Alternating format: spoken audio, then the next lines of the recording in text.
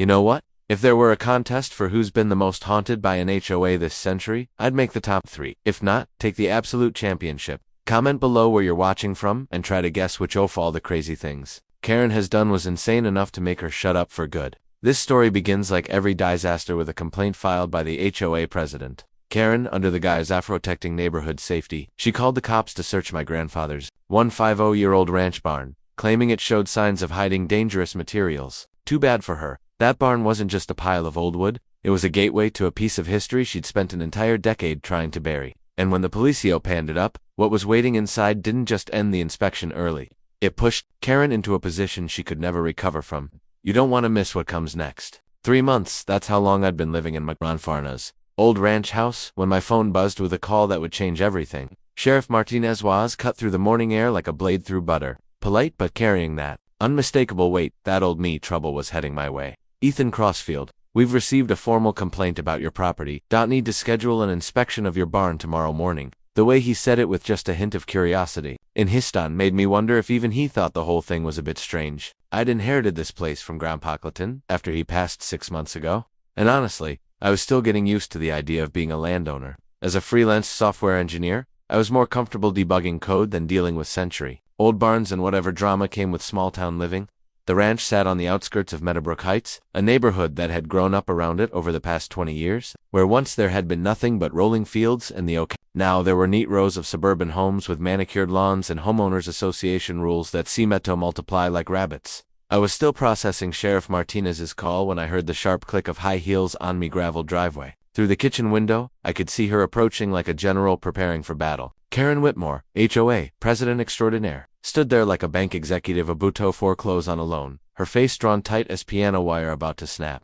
But what caught my attention wasn't her usual imperious attitude. It was the way her eyes kept darting toward the old barn, not with curiosity, but with something that looked disturbingly like fear. Mr. Crossfield, she began, her voice carrying that particular brand of authority that comes from 8 years of telling people what color they can paint their mailboxes. I trust Sheriff Martinez has informed you about tomorrow's inspection. She clutched a manila folder against her chest like a shield, her knuckles white with tension. As HOA president, I have a responsibility to ensure the safety and security of our community. That barn of yours.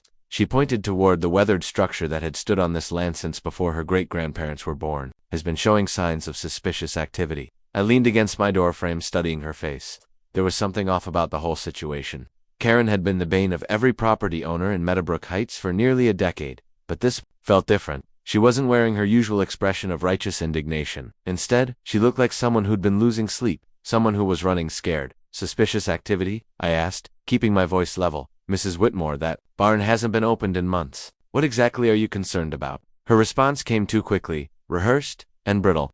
I've observed flashlight beams moving around inside the structure during night hours. Given the current climate of break-ins and drug activity in rural areas, I felt it was my duty to report potential trespassing or illegal storage. But as she spoke, I noticed something that made my blood run cold. She knew exactly where the barn door was located, which windows faced which direction, even which part of the roof had the loose shingles. For someone who claimed to be concerned about trespassers, she sure knew a lot of details about a building she supposedly never visited.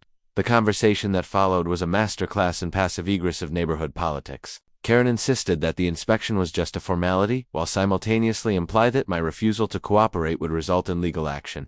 She mentioned property values, community standards, and the importance of transparency, all while her eyes kept performing their nervous stance toward the barn. I agreed to the inspection, not because I was intimidated, but because I was genuinely curious about what had gotten Karen Whitmore so rattled that she was willing to bring law enforcement into what should have been a simple neighbor dispute. As she prepared to leave, Karen, one final comment that would stick with me for the rest of the evening. Your grandfather was a good man, Ethan. Very private, very careful about his business. I just hope we don't find anything that would tarnish his memory. The way she said it, with that careful emphasis on careful and tarnish, made it sound less like concern and more like a threat. She turned on her heel and marched back to her spotless SUV. But not before taking one last long look at the barn that had suddenly become the center of our small-town drama. That evening, as I sat on my porch watching the sunset behind the hills, I found myself staring at the old barn and wondering what secrets it might be hiding. Grandpa Clayton had been a quiet man, the kind who believed in hard work and minding your own business. Had never mentioned anything unusual about the barn beyond using it for storage and the occasional repair project. But Karen's behavior suggested she knew something I didn't, something that had her spooked enough to risk bringing attention to whatever she was trying to hide. The real bombshell came around 11 p.m., just as I was getting ready for bed. A movement outside my window caught my eye, and when I peered through the curtain, I saw a familiar silhouette moving across my property. Karen Whitmore was walking around my barn at 11 o'clock at night, her phone's flashlight creating a small circle of blue-white light as she examined the building's exterior. She moved with the confidence of someone who knew exactly what she was looking for, checking corners and testing door handles, like she was conducting her own private inspection. When she finally disappeared back into the darkness, I was left with a burning question that would keep me awake for hours. What was Karen Whitmore really afraid of finding in my grandfather's barn? And why was she so desperate to be the first one to find it? Sheriff Martinez arrived at exactly 9 o'clock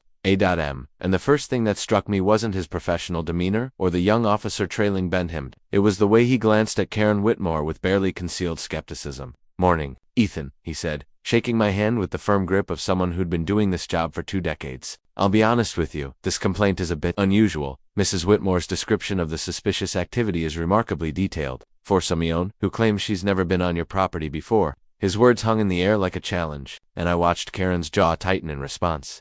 She clutched her manila folder tighter, her knuckles going white as she shot Martinez a look that could have melted steel. The walk to the barn became a fascinating study in body language and territorial knowledge. Karen led the way with the confidence of someone who'd made this journey 100 times before, automatically stepping around the patch of loose gravel near the old water pump and ducking under the low-hanging branch from the oak tree without even looking up. "The main entrance is around this side," she announced, pointing toward the barn's eastern wall, "and there's a side door that's usually unlocked." Officer Bradley, the rookie who'd been assigned to document everything, raised an eyebrow and made a note on his clipboard. How exactly did the HOA president know about unlocked doors on a property she supposedly considered aspicious enough to warrant police investigation? As we approached the massive wooden structure that had weathered more than a century of Texas storms, I found myself seeing it through new eyes. Grandpa Clayton had always called it the old barn, but standing there with law enforcement and an increasingly nervous Karen Whitmore, it suddenly felt like something more significant. The building itself was a testament to old-world craftsmanship with hand-hunted beams and mortise and tenon joints that had been assembled when my great-great-great-grandfather first settled this land. But more than its historical value, I was beginning to understand that this barn represented everything that had Karen scared enough to risk everything. The moment of truth came when Martinez produced a small crowbar and approached the heavy padlock that secured the main doors. Karen stepped forward, her voice tight with barely controlled panic.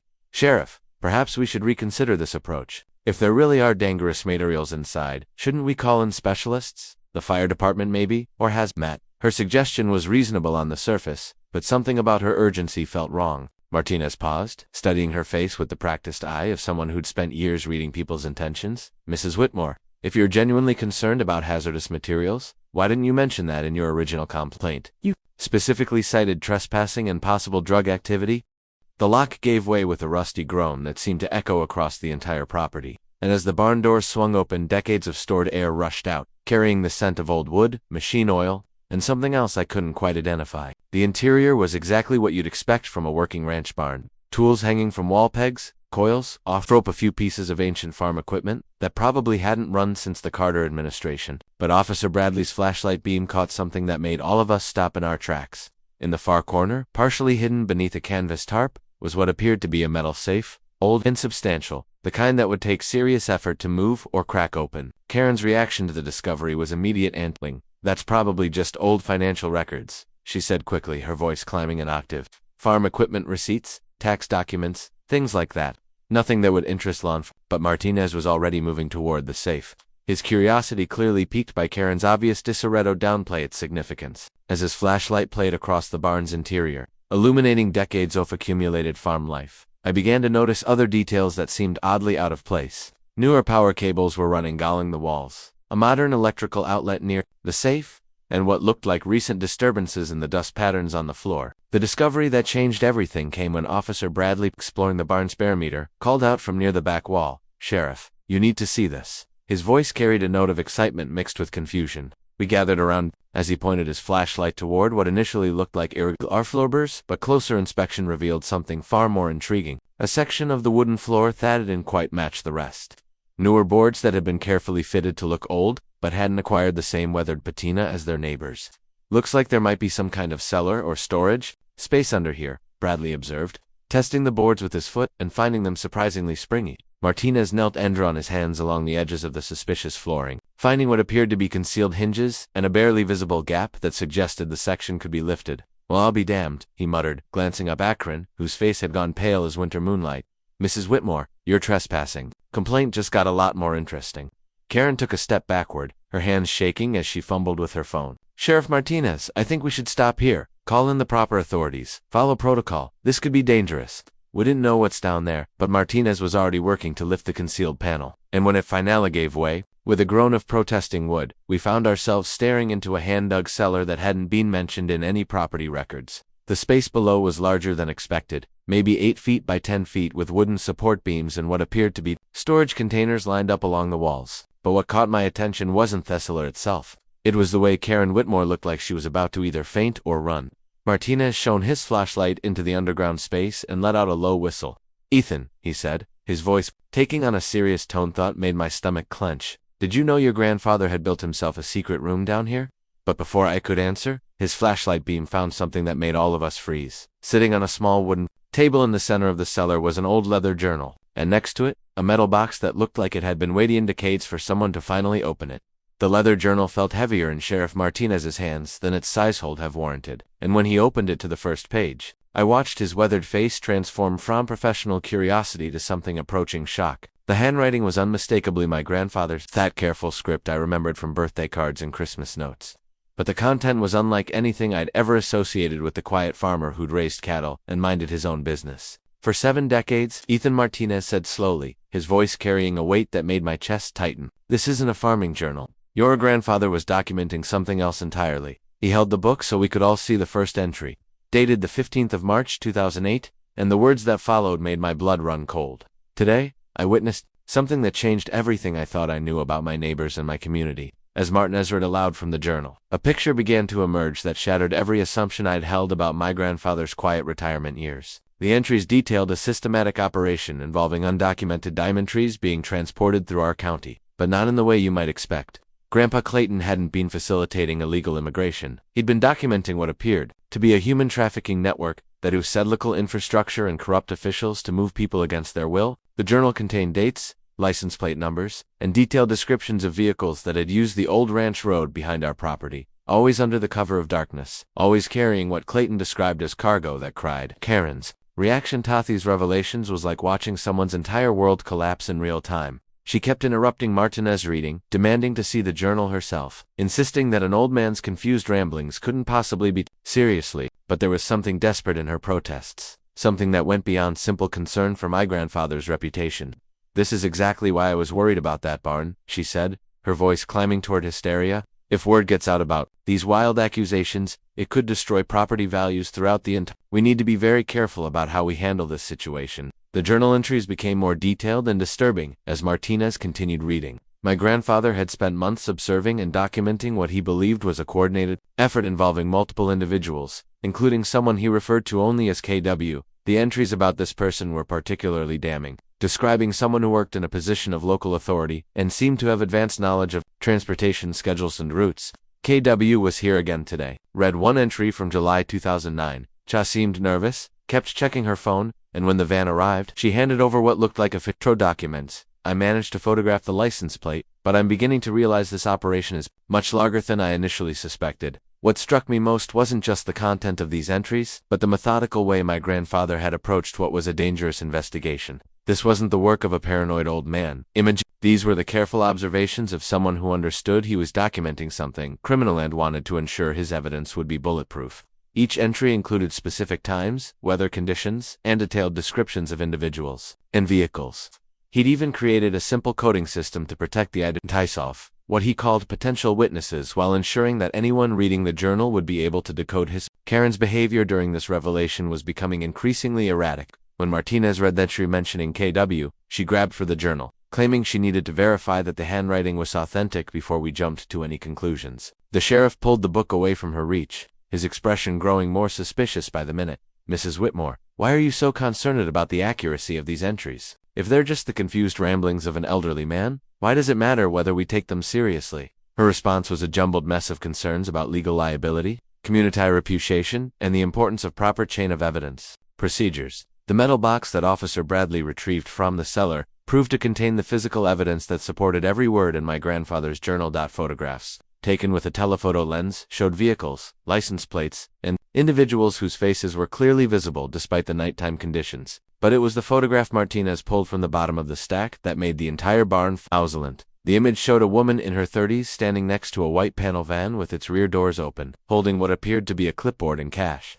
The woman was unmistakably Karen Whitmore, 15 years younger but absolutely recognizable, and her expression in the photograph was one of professional efficiency rather than reluctant participation. Well, Martinez said, after a long moment of studying the photograph and comparing Ito, the increasingly pale woman standing beside us, I think we need to have a more detailed conversation about your knowledge of activities on this property. Mrs. Whitmore. Karen's response was immediate and telling. Instead of expressing shock or demanding to know how such a photograph could exist, she immediately shifted into defensive mode. That photograph could be doctored, could be taken out of context, could be anything. You can't base an investigation on decades-old pictures and the paranoid fantasies of a man who is suffering from dementia. But Sheriff Martinez was no longer interested in Karen's explanations. He was studying the journal entries with renewed focus, cross-referencing dates and details with what was becoming a very serious criminal investigation.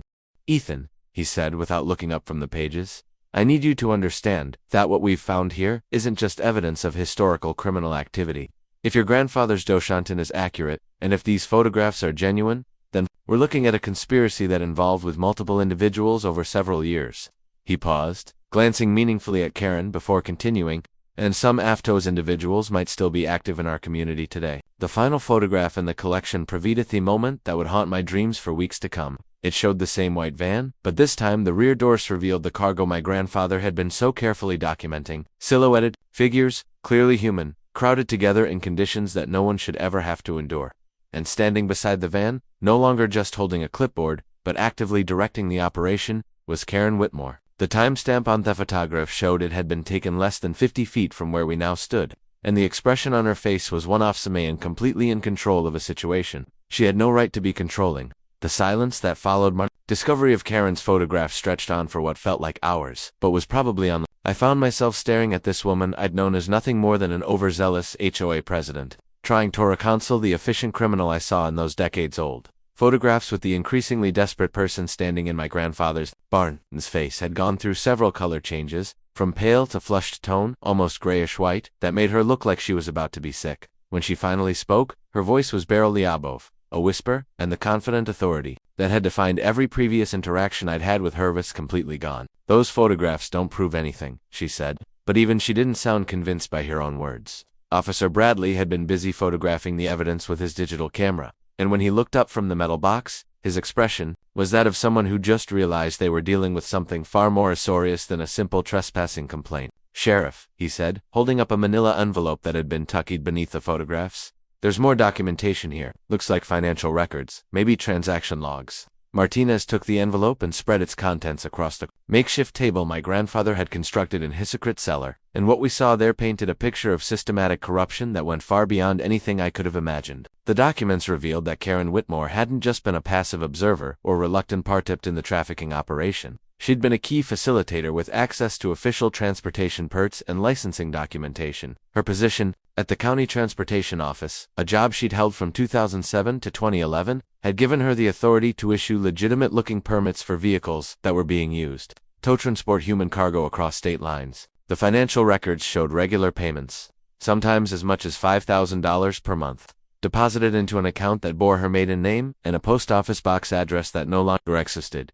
Karen's defensive strategy shifted dramatically when confronted with the financial evidence. Instead of continuing to deny involvement, she suddenly switched to justification and victimization. You don't understand the situation I was in, she said, her voice taking on a pleading quality that was almost more disturbing than her early. I had gambling debts, serious ones, to people who don't accept late payments or payment plans. When they approached me about helping with some paperwork, they made it clear that refusing wasn't an option. Her confession was coming in fragments, each admission leading to another revelation about the scope and duration of her involvement. The most damning piece of evidence came from a small digital recorder that Martinez found wrapped in plastic at the bottom of the metal box. The device was old but well preserved, and when he pressed play, we heard my grandfather's voice. Slightly younger than I remembered, but unmistakably his, engaged in what was a recorded phone conversation. Clayton came Karen's voice through the device's tiny speaker. You don't understand what you're messing with here. These people have connections you can't imagine, and they've made it very clear what happens to anyone who interferes with their business. My grandfather's response was calm, but firm. Karen, I've got enough evidence to put you and your friends away for a very long time. The question is whether you want to cooperate with the authorities or keep digging yourself deeper into this hole. The recorded conversation continued for nearly 20 minutes, and listening to it was like eavesdropping on a negotiation between two people who both understood that everything they thought they knew about their relationship was about to change forever. Karen had offered my grandfather money, threatened him with legal action, and even suggested that his safety might be at risk if he continued his investigation. But what struck me most was the way she talked about the victims, referring to them as merchandise and inventory with a casual indifference that made my stomach turn. This wasn't someone who'd been coerced into reluctant participation. This was Simeon, who'd embraced the role of facilitating human misery for financial gain. Mrs. Dolores Santos chose Thoughtman to make her dramatic entrance, appearing in the barn doorway like she'd been waiting for exactly the right moment to join our increasingly surreal gathering. The elderly woman who lived 2 properties over had always been friendly but reserved. The kind of neighbor who waves from her garden but doesn't often engage in long conversations. But the expression on her face as she surveyed our little crime scene investigation was one of grim satisfaction, like someone who'd been waiting 15 years for this particular moment to arrive. Sheriff Martinez said, in a voice that carried surprising authority for someone who barely came up to my shoulder. I believe I have some additional information that might be relevant to your investigation. Karen's reaction to Mrs. Santos' appearance was immediate and visceral. She took several steps backward, her eyes wide with what looked like genuine terror. Dolores said, her voice cracking with strain, "What are you doing here? This is a private matter. Law enforcement business that doesn't concern you." But Mrs. Santos simply smiled, an expression that managed to be both grandmotherly and slightly predatory at the same time. "Oh, Karen," she said, reaching into her oversized handbag and pulling out what appeared to be another manila envelope. "I think you'll find that this concerns very much indeed." The envelope Mrs. Santos produced contained copies of transportation, permits, vehicle registrations, and official correspondence that she'd been collecting and preserving for more than a decade. "You see," she explained to Martinez while Karen stood frozen in apparent shock. "I worked in the same office as Karen during those years. It was just a clerk, someone nobody paid much attention to, but I noticed things. I noticed the irregular permits, the cash payments that didn't go through normal channels, and the way certain vehicles were processed outside off-standard procedures." She paused, looking directly at Karen with eyes that held no sympathy whatsoever. "And when I realized what was happening, I started making copies of everything I could get my hands on."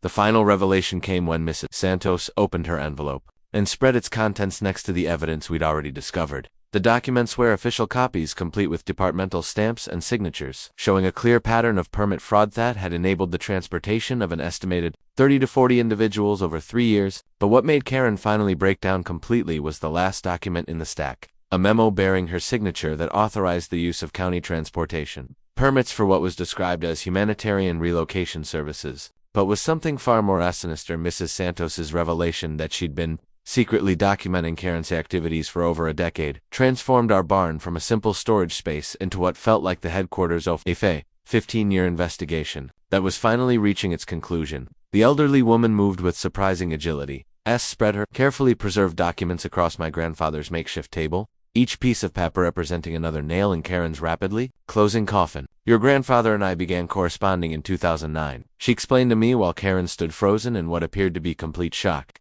Clayton was a careful man, very methodical, but he needed someone with access to the official records to verify what he was seeing with his own eyes. The scope of their collaboration was far more extensive than I could have imagined. Mrs. Santos had been systematically copying every suspicious document that crossed her desk, creating a parallel filing system in her home, tire trafficking operation from the inside. She showed us permit applications that had been backdated, vehicle registrations that listed non-existent addresses, and financial records that showed payments being made to shell companies that existed only on paper. Karen was receiving approximately $5,000 per successful transport, Mrs. Santos explained with the matter-of-fact tone of someone discussing grocery lists rather than human trafficking. The payments were structured to avoid banking regulations, usually split between cash and deposits to accounts in her mother's name. Karen's complete psychological collapse was painful to witness.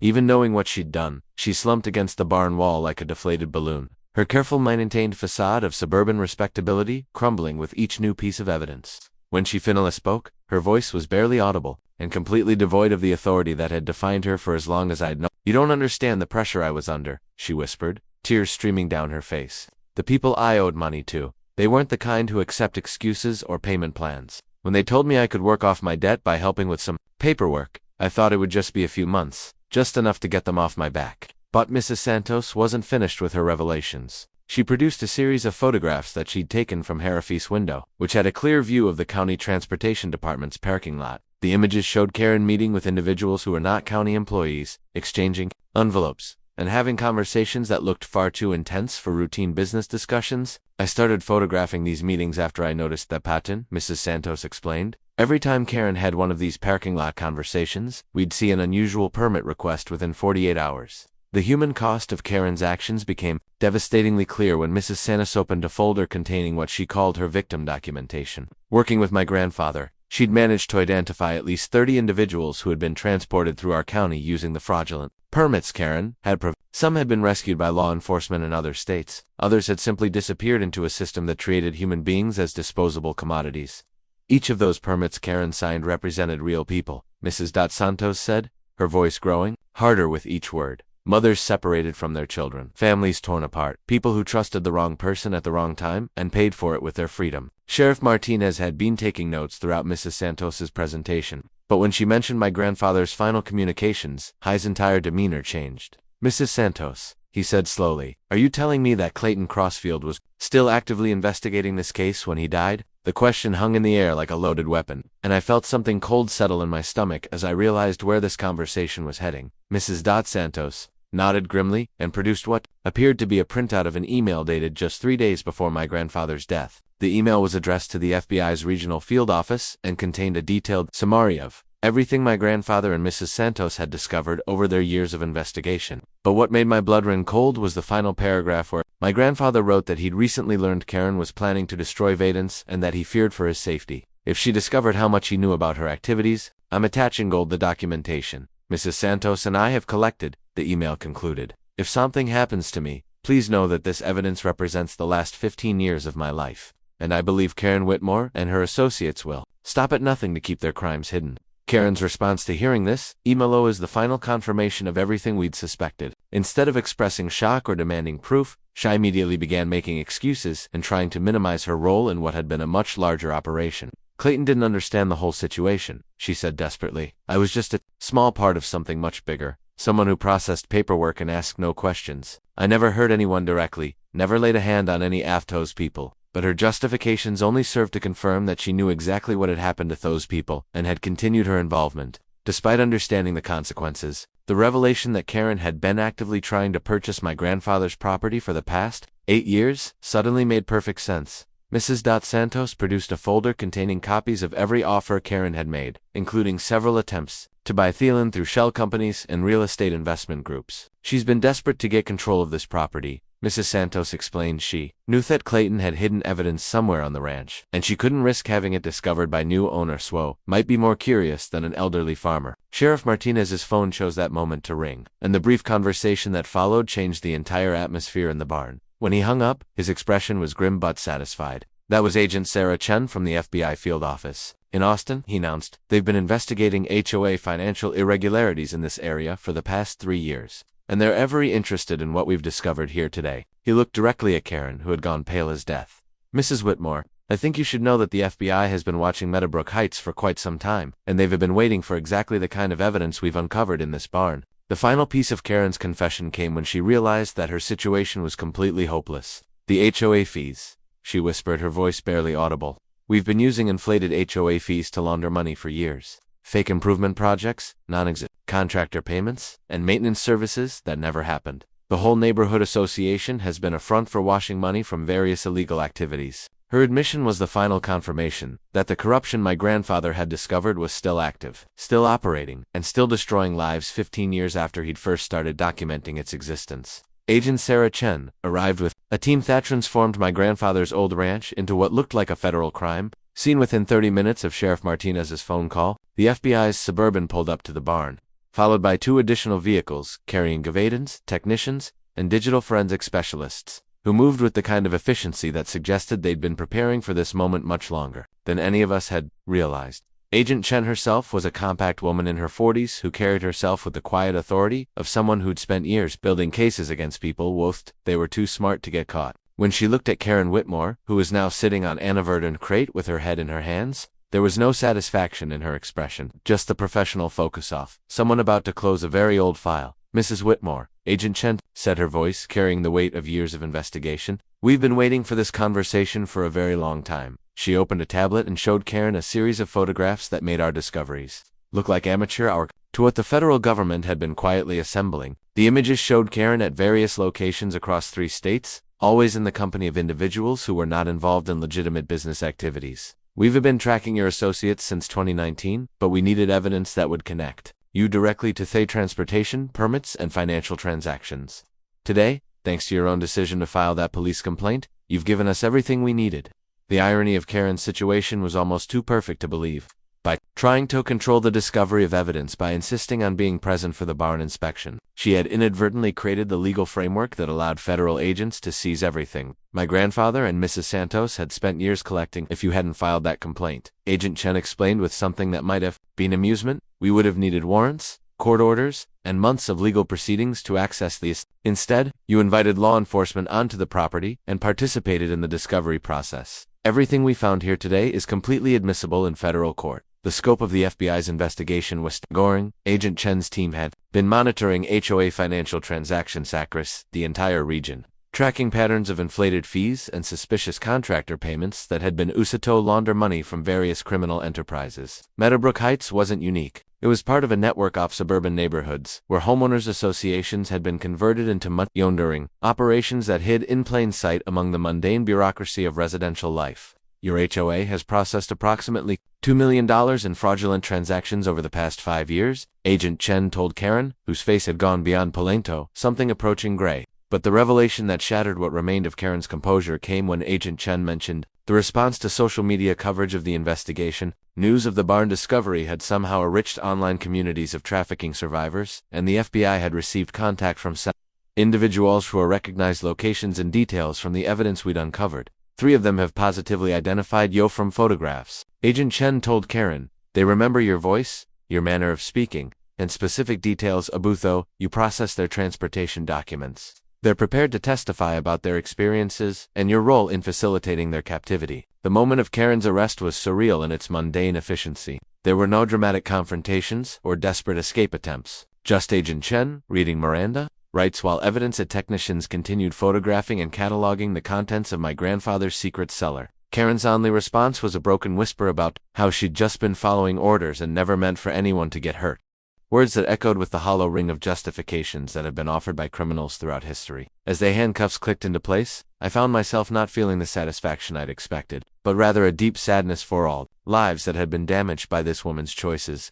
The coordinated arrests that followed demonstrated just how extensively the FBI had been preparing for this moment. Agent Chen's radio crackled with reports from teams that were simultaneously executing warrants at the homes of 4 other Meadowbrook Heights HOA board members, each of whom had played specific roles in the money laundering operation. The current HOA treasurer was arrested while trying to delete files from his computer. The secretary was taken into custody at her real estate office, and the vice president was apprehended at a bank where he'd been attempting to close several accounts that contained what would later be determined to be proceeds from criminal activities. As Karen was led toward the FBI vehicle, she made one final attempt to minimize her culpability, which served to confirm the worst assumptions about her character. You have to understand, she called back toward the barn. I was just processing paperwork. I never saw what happened to those people after they left the country. I never asked questions about where they were going or what would happen to them.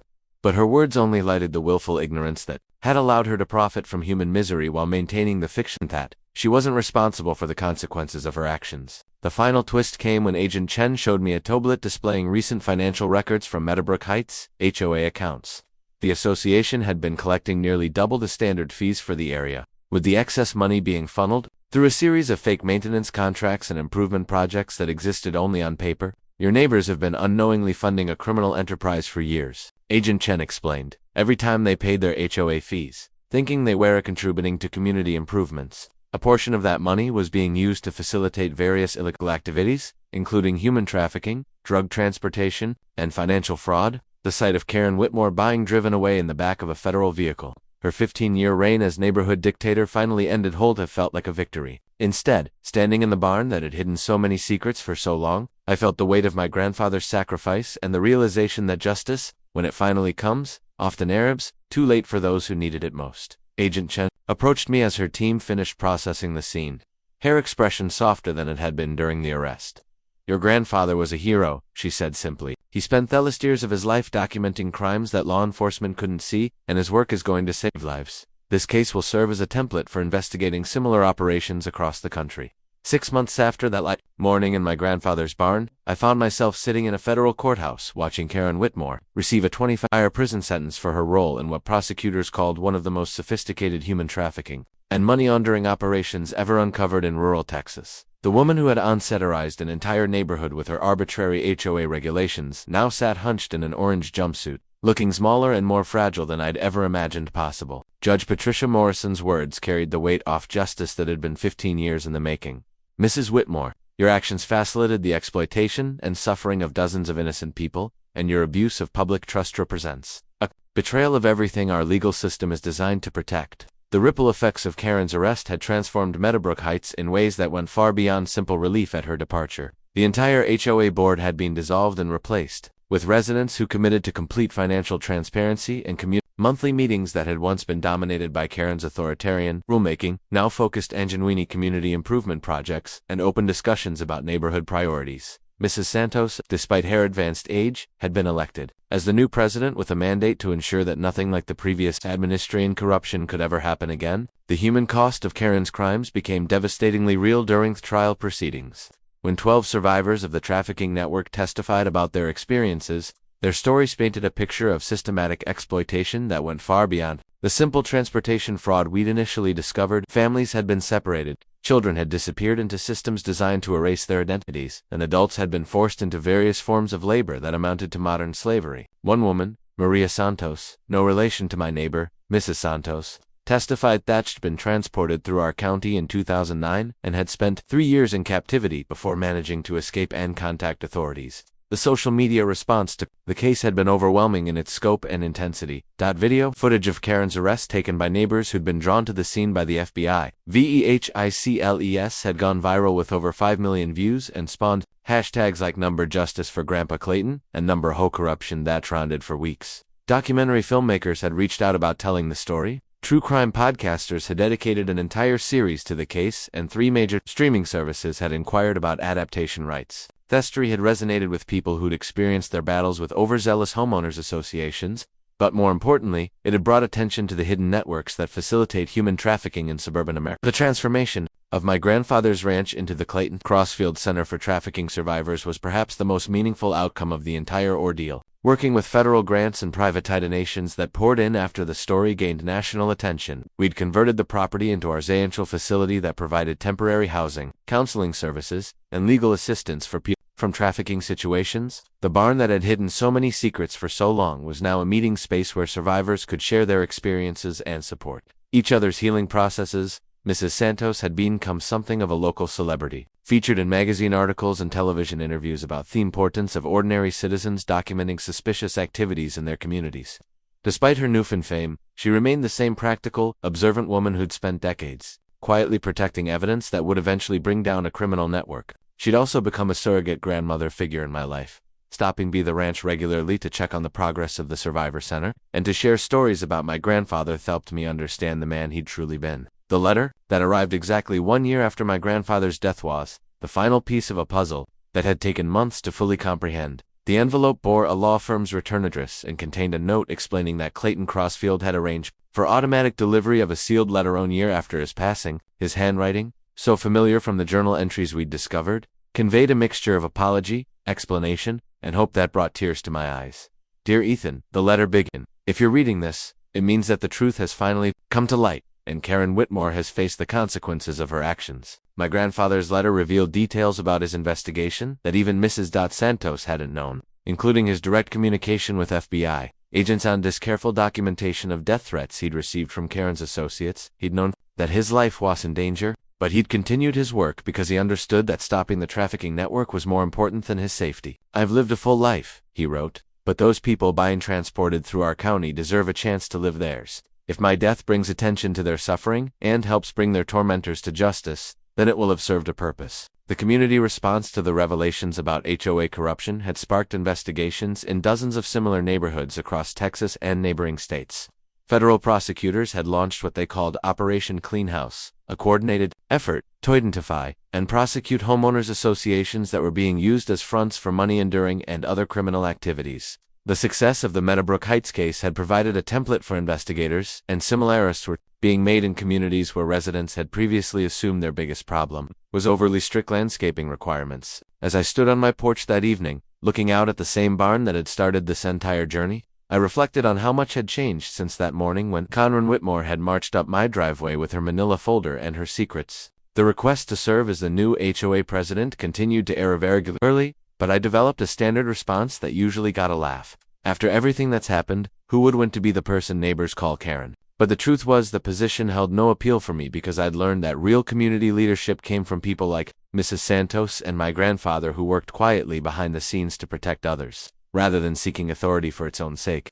Definite irony came when I received a call from Agent Chen with news that Karen had agreed to cooperate with federal prosecutors in exchange for a reduced sentence. Her information was helping to dismantle trafficking networks and her testimony was leading to additional arrests and rescues. Sometimes, Agent Chen told me, justice works in unexpected ways. Your grandfather's death wasn't in vain, and Karen's crimes are now helping us save other people from the same fate. It wasn't the ending any of us would have chosen, but it was proof that even in the darkest situations, truth has a way of creating light for others to follow. The people we least suspect are hiding the darkest secrets, and sometimes justice comes from the most unexpected places. My grandfather taught me that ordinary people can make extraordinary concern when they're willing to stand up for what's right, even when it costs them everything.